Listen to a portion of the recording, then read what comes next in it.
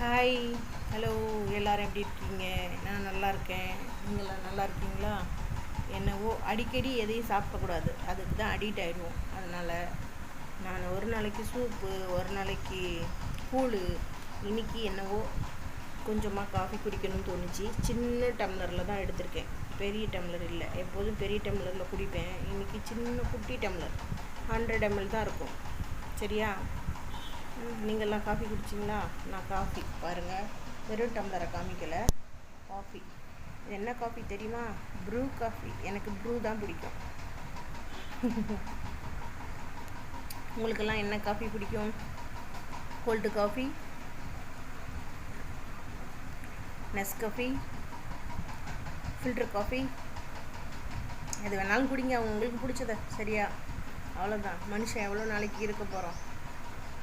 எப்போ யாருக்கு என்ன ஆகும்னு தெரியாது.